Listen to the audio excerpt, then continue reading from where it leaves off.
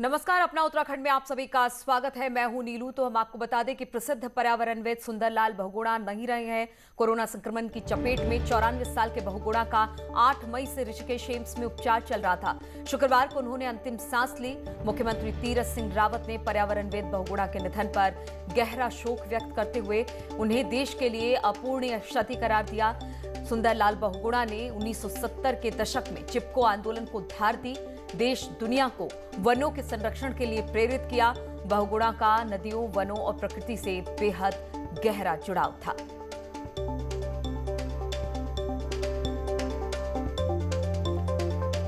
तो प्रसिद्ध पर्यावरणविद अब हमारे बीच में नहीं रह रहे हैं। सुंदरलाल बहुगुणा का निधन हो गया है, कोविड से उनका निधन हो गया। ऋषिकेश एम्स में उनका उपचार चल रहा था। शुक्रवार को उन्होंने अंतिम सांस ली। मुख्यमंत्री तीरथ सिंह रावत ने पर्यावरणविद बहुगुणा के निधन पर गहरा शोक व्यक्त करते हुए देश की अपूरणीय क्षति करार दिया है। सुंदरलाल बहुगुणा की बात की जाए तो 1970 के दशक में चिपको आंदोलन को धार दी थी। देश दुनिया को वनों के संरक्षण के लिए लगातार वो प्रेरित करते आए। बहुगुणा का नदियों, वनों और प्रकृति से बेहद गहरा जुड़ाव था। आदरणीय सुंदरलाल बहुगुणा जी अब हमारे बीच में नहीं है। मैं अपनी ओर से, अपने पूरे उत्तराखंड विधानसभा की ओर से उनको श्रद्धांजलि अर्पित करता हूं। निश्चित रूप से ये अपूरणीय क्षति हम सबके लिए है। ये प्रदेश के लिए नहीं, पूरे देश के लिए बहुत बड़ी क्षति है। और जिस प्रकार से उन्होंने पर्यावरण क्षेत्र में बहुत बड़ा योगदान हमारे इस के लिए दिया, वो हमेशा याद आएगा। और प्रसिद्ध पर्यावरणविद थे सुंदरलाल बहुगुणा के निधन पर मुख्यमंत्री तीरथ सिंह रावत ने ट्वीट कर शोक व्यक्त किया है। सीएम ने कहा कि चिपको आंदोलन के प्रणेता, विश्व में वृक्ष मित्र के नाम से प्रसिद्ध महान पर्यावरणविद पद्म विभूषण श्री सुंदरलाल बहुगुणा जी के निधन का अत्यंत पीड़ादायक समाचार मिला। यह खबर सुनकर मन बेहद व्यथित है। ये सिर्फ उत्तराखंड के लिए नहीं बल्कि संपूर्ण देश के लिए अपूरणीय क्षति है।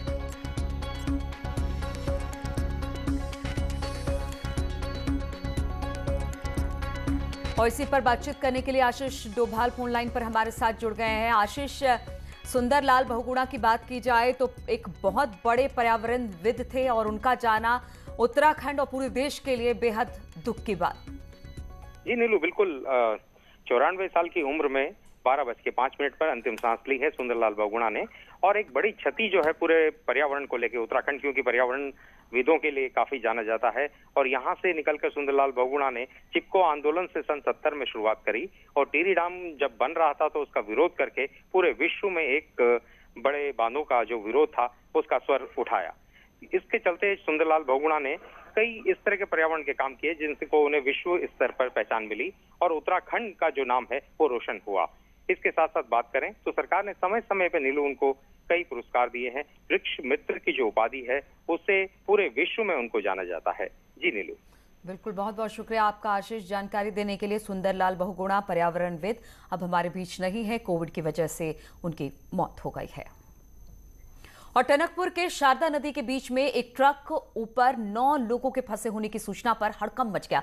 बताया जा रहा है कि 10 घंटे तक नदी के बीच ये मजदूर ट्रक पर फंसे रहे। सूचना के बाद मौके पर पहुंची प्रशासन की टीम ने नदी के तेज बहाव के बीच किसी तरह से रेस्क्यू कर ट्रक के ऊपर खड़े 9 लोगों का रेस्क्यू कर उन्हें बचाया, जिसमें बच्चे और महिलाएं भी शामिल हैं। वीडियो में आप साफ देख सकते हैं कि कैसे उफान खाती नदी के बहाव के बीच पुलिस और एसडीआरएफ की नदी के विपरीत बहाव में आकर भी लोगों को रेस्क्यू किया, उनकी जान बचाई। पूरे मामले में टनकपुर एसडीएम का कहना है कि बारिश और खनन क्षेत्र होने की वजह से एक दिन पहले ही प्रशासन ने यहां पर अलर्ट जारी किया था। इसके बावजूद ये लोग कैसे वहां पर पहुंचे, ये जांच का विषय है। आया था कि 9 लोग जो हैं वो नदी के बीच में फंसे रहते थे।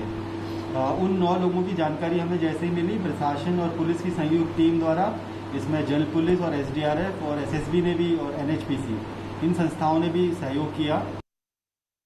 और लगातार हो रही बारिश के कारण कई रास्ते जलमग्न हो गए हैं। हरिद्वार नजीबाबाद हाईवे पर एक कार पानी में तैरती हुई दिखाई दी। कार नजीबाबाद से हरिद्वार की ओर आ रही थी। हाईवे पर चौड़ीकरण का काम होने के चलते कई जगह पर गड्ढे बने हुए हैं। जब कार गहरे पानी में पहुंची तो तैरने लगी। ड्राइवर ने बड़ी मुश्किल के साथ कार को संभाला। बारिश से सड़कों पर पानी भर जाने से ऐसे नजारे आम हो गए हैं। देर गई गाड़ी। भैया नहीं लग रहा है, वो क्या करेगी बताओ। और बागेश्वर के गुनाकोट में एक मकान पर पेड़ गिर गया, जिसमें 7 लोग घायल हुए, जबकि इसमें 2 लोगों की मौके पर ही मौत हो गई। सभी घायलों को फिलहाल तो अस्पताल में भर्ती करा दिया गया है, जहां पर उनका इलाज चल रहा है। वहीं जिले में बारिश से कई सड़कें अब भी बंद है। जनजीवन पूरी तरह से अस्त व्यस्त हो गया है।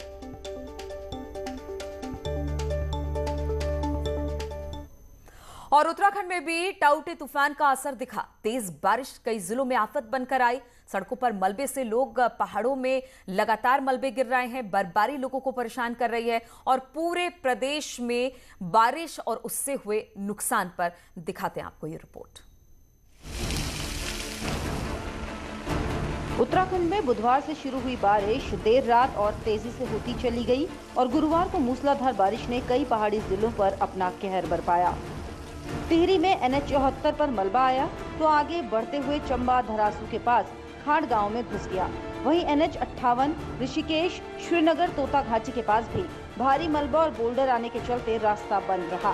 प्रशासन भी दिन भर मलबा और बोल्डर हटाने में जुटा रहा, लेकिन लगातार होती बारिश से मुश्किलें और ज्यादा बढ़ गयी। वहीं भद्रकाली और देवप्रयाग से रोड को डाइवर्ट किया गया, जिससे गाड़ियों की आवाजाही होती रहे। उत्तरकाशी में भी बारिश का सिलसिला जारी रहा। यहाँ तो बड़कोट भूस्खलन के बाद कई घर खतरे की जद में आ गए हैं। लैंडस्लाइड में सड़क किनारे 2 JCB मशीन भी दबने से बाल बाल बच गई। खनेड़ा और कुथनौर में लगातार बोल्डर गिरते रहे। और उत्तराखंड मौसम विज्ञान केंद्र ने प्रदेश के मौसम को लेकर पूर्वानुमान जारी किया है। मौसम वैज्ञानिक रोहित थपलियाल के मुताबिक 22 मई से 25 मई तक उत्तराखंड के पर्वतीय क्षेत्रों में हल्की बारिश की संभावनाएं हैं। साथ ही साथ उन्होंने बताया कि पिछले 24 घंटे में भारी बारिश भी उत्तराखंड में रुद्रप्रयाग, पौड़ी, अल्मोड़ा, नैनीताल, पिथौरागढ़, बागेश्वर और उधम सिंह नगर जनपद में हुई है। यही नहीं, चंपावत जिले में भारी बारिश भी हुई है। उत्तराखंड में कुछ स्थानों पर हल्की से मध्यम वर्षा हो सकती है और आज से जो है वर्षण में काफ़ी कमी रहेगी। और कल से जो है 22 तारीख से लेकर के 24-25 तारीख तक उत्तराखंड के केवल पर्वतीय क्षेत्रों में कहीं कहीं बहुत हल्की से हल्की वर्षा की संभावना है। और उत्तराखंड में सभी स्वास्थ्य केंद्रों पर होगा कोविड टेस्ट। जी हां, सामुदायिक प्राथमिक स्वास्थ्य केंद्रों पर अब व्यवस्थाएं की गई हैं, जहां पर CSC, PHC पर होंगे रैपिड एंटीजन टेस्ट। सचिव पंकज पांडे ने इसके डायरेक्शन दिए हैं, यानी उन्होंने कहा है कि सभी जगह पर अब रैपिड टेस्टिंग होंगे। सभी CMO को व्यवस्था कराने के निर्देश दिए गए हैं। रैपिड एंटीजन की व्यवस्था अब की गई है क्योंकि लगातार कोरोना के मामले लगातार उत्तराखंड में बढ़ते जा रहे हैं और अब सभी सामुदायिक केंद्रों पर रैपिड एंटीजन टेस्ट किए जाएंगे। और कोरोना संक्रमण का कहर अब पहाड़ के गांव में ज्यादा देखा जा रहा है, जहां पर धीरे धीरे स्थिति विस्फोटक होती चली जा रही है और इसके चलते कई गांवों को कंटेनमेंट जोन में तब्दील कर दिया गया है।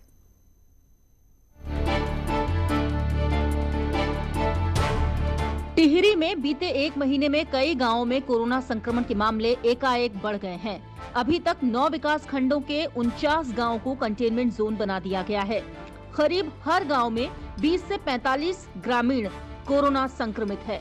न्यूज 18 की टीम जब कुंठा गांव पहुंची तो पता चला यहां 1 हफ्ते से लोग खांसी बुखार से पीड़ित थे और जब मेडिकल टीम पहुंची तो करीब 45 लोग संक्रमित पाए गए। बाद में स्वास्थ्य विभाग ने लोगों को दवाइयां बांटी, हालांकि कई लोग अभी भी दवाई नहीं पा सके हैं। ग्रामीणों की ये भी शिकायत है कि कंटेनमेंट जोन तो बन गया, लेकिन राशन की व्यवस्था नहीं की गई। अभी तो फिलहाल कुछ नहीं है, सिर्फ मेडिकल किट जो है उपलब्ध कराई गई है और लोगों में खासा दिक्कत हो रही है राशन पानी से लेके, क्योंकि ये बैरिकेड से ऊपर कोई आ नहीं पा रहा। साग सब्जियों की कई परेशानी और लोगों को तो जो है अभी प्रशासन द्वारा कोई भी सुविधा उपलब्ध नहीं कराई गई है। तो इसी प्रकार से हम कंटेनमेंट जोन कहीं पर भी बनाते हैं तो एक तो ये इंश्योर कर लेते हैं कि 24 घंटे के अंदर वहां पर दवा उपलब्ध हो जाए लोगों को। जब दवा उपलब्ध हो जाती है तो हम वहां पर रेगुलर मॉनिटरिंग करते रहते हैं। अभी इससे पहले हमारे आपदा कंट्रोल रूम से फोन जा रहे थे, लेकिन अब एक व्यक्ति को तहसील कंट्रोल रूम्स भी एक्टिवेट कर दिए गए और तहसील कंट्रोल रूम से भी फोन जा रहे हैं। अल्मोड़ा जिले के गाँव के हालात भी ज्यादा ठीक नहीं है। यहाँ 25 से ज्यादा गांव को कंटेनमेंट जोन बनाया गया। लाट गांव में 4 लोग पॉजिटिव पाए गए, लेकिन स्वास्थ्य विभाग की टीम नहीं पहुंची और लोगों को बेस अस्पताल में ही जांच के लिए बुला लिया गया, जिससे ग्रामीणों में नाराजगी है। कितना हमारे अलग अलग से ग्राम सभा में 2 ऊपर थे, 2 नीचे थे और क्या इसके बाद मैंने उनको होम क्वारंटाइन रखा था और अभी नॉर्मल स्थिति है। नहीं, स्वास्थ्य विभाग का कोई आया नहीं था यहाँ पे, ऐसी कोई वो नहीं थी। पहाड़ की खुशनुमा आबो हवा में सुकून से रहने वाले लोग अब कोरोना के खौफ के साए में जी रहे हैं। जरूरत है अब गांव में स्वास्थ्य सुविधाओं को तेजी से पहुंचाया जाए और संक्रमण रोकने के साथ जागरूकता अभियान भी चलाया जाए। न्यूज़ 18 के लिए टिहरी से सौरभ सिंह के साथ अल्मोड़ा से किशन जोशी की रिपोर्ट। और टिहरी में स्वास्थ्य विभाग की लापरवाही के चलते लगातार गांव में कोरोना संक्रमण के मामले बढ़ रहे हैं और समय पर टेस्टिंग नहीं होने की वजह से ग्रामीणों में भी दहशत का माहौल है।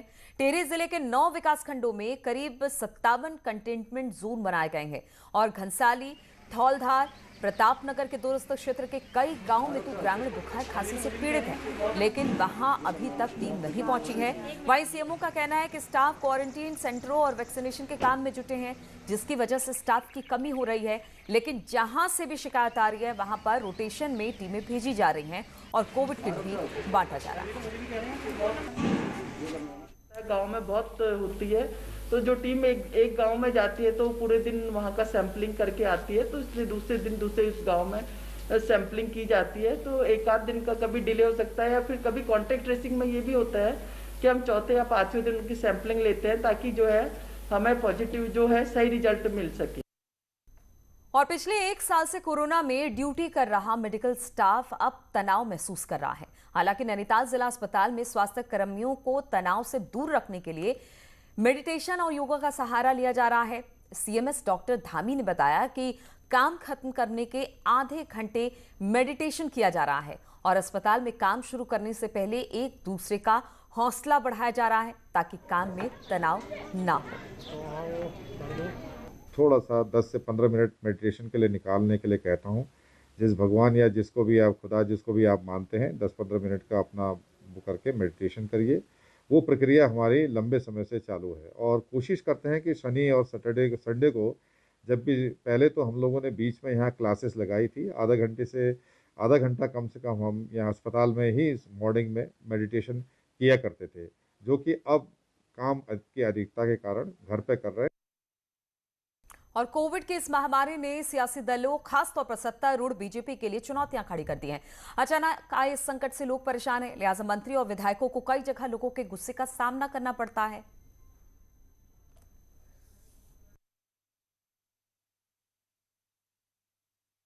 10 मई को वैक्सीनेशन अभियान की शुरुआत के लिए देरी से पहुंचे विधानसभा अध्यक्ष प्रेमचंद्र अग्रवाल को लोगों के आक्रोश का सामना करना पड़ा था, तो इसी दिन कैंट से विधायक हरबंश कपूर को भी अपनी विधानसभा में लोगों का रोष झेलना पड़ा।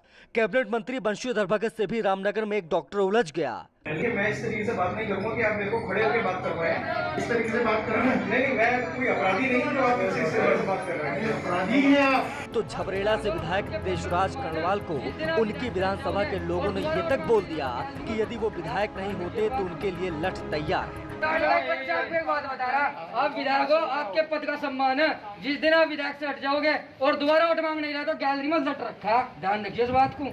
हालांकि इन सब पर मंत्री हरक सिंह रावत का कहना है कि इसे अन्यथा नहीं लेना चाहिए। कोविड काल में लोग परेशान हैं और उनका गुस्सा स्वाभाविक है। जब भी आपदा आती है, कोई पीड़ित होता है, वो किस पे अपना दुख व्यक्त करे, तो इसका मतलब ये नहीं कि कोई आक्रोश हो रहा है तो वो कोई दुश्मनी है या कोई उनको वो हमसे कोई व्यक्तिगत रूप से वो नाराज है। उनको लगता है हम विधायक हैं, हम मंत्री हैं, ज्यादा जिम्मेदारी निभा सकते हैं, उनकी मदद कर सकते हैं, तो गुस्सा तो गार्जियन पे ही होगा ना, परिवार के ही व्यक्ति पे होगा। उधर कांग्रेस इस सरकार की नाकामी के तौर पर देख रही है। कांग्रेस का कहना है कि सरकार कोविड संक्रमण पर लगाम लगाने में विफल साबित हुई है, इसीलिए लोगों में सत्तारूढ़ विधायकों और मंत्रियों को लेकर गुस्सा है। केंद्र की और उत्तराखंड की भारतीय जनता पार्टी सरकारों की लापरवाही के कारण इस कोरोना की दूसरी लहर में जनता को जिस तरह से परेशानियों का सामना करना पड़ा है, जनता में भारी आक्रोश व्याप्त। बीजेपी के लिए कोविड ने दोहरी चुनौती खड़ी कर दी है, क्योंकि एक तरफ तो कोरोना संक्रमण से निपटना है, तो दूसरी ओर नाराज लोगों का विश्वास भी जीतना है। न्यूज़ 18 के लिए देहरादून से सुनील और प्रभात की रिपोर्ट। और कोटद्वार पहुंचे कैबिनेट मंत्री हरक सिंह रावत ने आज कोटद्वार बेस अस्पताल में स्वास्थ्य सेवाओं को मजबूत करने के लिए 5 करोड़ रुपए का चेक भेंट किया। अस्पताल प्रशासन को चेक देते हुए उन्होंने बताया कि पर्यावरण बोर्ड की ओर से अस्पताल को ये धनराशि दी जा रही है। उन्होंने कहा कि कोटद्वार बेस अस्पताल को आधुनिक चिकित्सालय के रूप में तब्दील किया जाएगा, जिसमें 300 ऑक्सीजन युक्त बेड, 34 आईसीयू और 30 वेंटिलेटर की व्यवस्था की जाएगी। उन्होंने कहा कि कोविड मरीजों के इलाज में किसी तरह की परेशानी ना हो, इसके लिए कोटद्वार बेस अस्पताल को प्रदेश का सबसे आधुनिक अस्पताल बनाया जाएगा। इस धनराशि का सदुपयोग बेस चिकित्सालय में तमाम जो आधुनिक सुविधाएं, ऑक्सीजन से लेकर आईसीयू से लेकर वेंटिलेटर से लेकर एम्बुलेंस से लेकर, इन सारी सुविधाओं को जुटाने में बेस चिकित्सालय करेगा, जिससे मैं कह सकता हूं कि पूरे पौड़ी जिले के लिए, बिजनौर जिले के लिए बेस चिकित्सालय बेहतर स्वास्थ्य सुविधाएं दे पाए। ब्रेक के बाद एक बार फिर से आप सभी का स्वागत है। तो उत्तराखंड में अब कैदियों को पैरोल मिलेगी। जी हां, उत्तराखंड की जेलों से अब कैदी छोड़े जाएंगे। कोविड के मद्देनजर 700 कैदियों को पैरोल पर रिहा किया जाएगा। करीब 3 महीने की ये पैरोल होगी, जिस पर ये कैदी छूटने वाले हैं और कोर्ट के आदेश के बाद ये फैसला हुआ है। पिछले साल भी कोविड के दौरान पैरोल मिली थी कुछ कैदियों को। स्टेशन की सुविधा हम लोग देने जा रहे हैं और हर एक ग्रामीण के क्षेत्र में, दूर दराज के क्षेत्रों में भी स्वास्थ्य की सुविधाओं में बढ़ोतरी करने के लिए जिला प्रशासन को निर्देशित किया गया है कि जनप्रतिनिधियों का मार्गदर्शन लेकर के हमें भविष्य की तैयारी भी अभी से प्रारंभ करनी होगी और उसकी तैयारी हर एक जनपद में प्रारंभ हो चुकी है। मैं यहाँ के जनप्रतिनिधियों का अभिनंदन करूंगा कि किसी भी जनपद में सर्वाधिक जनप्रतिनिधियों ने अब तक जो मैंने विजिट किया है प्रदेश के अंदर, उसमें सर्वाधिक कंट्रीब्यूशन ऑक्सीजन प्लांट के लिए यहाँ के जनप्रतिनिधियों ने किया है और वे सचमुच अभिनंदनीय है। यह अभिनंदनीय है कि उन्होंने अपनी अपनी विधानसभा या अपने अपने संसदीय क्षेत्र में यहाँ पर ऑक्सीजन प्लांट डिस्ट्रिक्ट हॉस्पिटल में या किसी सामुदायिक स्वास्थ्य केंद्र में लगाने के लिए अपने स्तर पर प्रयास प्रारंभ किए हैं। ये बेहतर पहल है। ये लड़ाई हमारी एक सामूहिक रूप से कोरोना के खिलाफ लड़ी जाने वाली लड़ाई है और हर एक व्यक्ति को इस युद्ध में मिलकर के लड़ना होगा। मेरी आप सबसे भी अपील है, कोरोना के खिलाफ ये लड़ाई पूरे देश की लड़ाई है और एक जागरूक नागरिक होने के नाते हमारा दायित्व बनता है एक एक व्यक्ति की जान को बचाना है। हमें जीवन भी बचाना है, व्यक्ति की जीविका को भी बचाना है। जीविका को बचाने के लिए सरकार ने कोरोना कर्फ्यू लगाया है। उद्योग चलें, सामान्य गतिविधियां हमारी यहां पर चलायमान रहें, किसी प्रकार की कोई समस्या यहां पर न हो, इसके बारे में हम लोगों ने एक व्यवस्था की है। उद्योगों में कोविड केयर सेंटर और कोविड हेल्प डेस्क बनाने की कार्रवाई, गरीबों को मुफ्त में राशन की व्यवस्था, प्रधानमंत्री गरीब कल्याण पैकेज से कल से प्रदेश के अंदर 15 करोड़ लोगों को मुफ्त में राशन की व्यवस्था प्रारंभ हो चुकी है। राज्य सरकार जून, जुलाई, अगस्त में प्रदेश के अंदर उन सभी 15 करोड़ लोगों को मुफ्त में राशन की व्यवस्था करी रही है। साथ साथ मैंने सभी जनप्रतिनिधियों से भी और जिला प्रशासन से भी कहा है कि कोई भी जरूरतमंद किन्हीं कारणों से अगर उसका राशन कार्ड नहीं है या राशन कार्ड निरस्त हो गया था, उसके पास कोई आजीविका का साधन नहीं, उसका राशन कार्ड बनवाइए, उसको खाद्यान्न उपलब्ध करवाइए। जिन लोगों की जीविका प्रभावित हुई है, स्ट्रीट वेंडर हैं, रिक्शा, ई रिक्शा, ठेला खोमचा लगाने वाले, नाविक हैं, धोबी है, नाऊ है, मोची है, माली है, हलवाई है या और भी अन्य ऐसे लोग जो प्रतिदिन कमाने वाले लोग थे, इनकी आजीविका प्रभावित हुई है। उनको भरण पोषण भत्ता हम जून में देने की कार्रवाई कर रहे हैं। श्रमिक हैं, ये सभी कार्रवाई भी हमारी इसके साथ ही आगे चल रही है। हर जरूरतमंद के साथ, हर गरीब, हर किसान के साथ सरकार खड़ी है और इसके बारे में पूरी मजबूती के साथ हमारे जनप्रतिनिधिगण मेहनत से कार्य कर रहे हैं। आप सबसे मेरी अपील होगी कि कोरोना के प्रति जागरूकता में आपकी बड़ी भूमिका है। हर एक व्यक्ति को कोरोना प्रोटोकॉल का पालन करने के लिए प्रेरित करना है। वह मास्क लगाएं, 2 गज की दूरी का पालन करें, हाई रिस्क कैटेगरी के लोग बाहर न निकलें, शेष अन्य लोग भी जरूरत पड़ने पर ही आवश्यक कार्य हो तो ही घर के बाहर निकलें, अन्यथा घर के बाहर न निकलें। इसके साथ ही वैक्सीन एक सुरक्षा कवच है। हम आभार व्यक्त करते हैं आदरणीय प्रधानमंत्री जी का, जिन्होंने देश को 2 स्वदेशी वैक्सीन दी हैं और एक तीसरी वैक्सीन भी आ चुकी है। जुलाई में कई और वैक्सीन आने वाली हैं। स्टेट गवर्नमेंट ने भी ग्लोबल टेंडर के माध्यम से भी तमाम लोगों को इस वैक्सीन के लिए वैक्सीन की उपलब्धता हो। ग्रामीण क्षेत्र में हर व्यक्ति वैक्सीन लगाएं, उसे बाहर नहीं जाना पड़ेगा। हम गांव के कॉमन सर्विस सेंटर में वैक्सीन की सुविधा उपलब्ध कराने जा रहे हैं, रजिस्ट्रेशन की व्यवस्था वहां कराने जा रहे हैं। लोग वैक्सीन लगाने के लिए जरूर आएं। इसके बारे में लोगों को प्रेरित करने की भी आवश्यकता है। हमारे जनप्रतिनिधि और प्रशासन तो कर रहा है, मीडिया भी अगर उसमें सहयोग दे सकेगी तो सफलतापूर्वक कोरोना के खिलाफ इस देश की लड़ाई को हम आगे बढ़ा पाएंगे। बहुत बहुत धन्यवाद।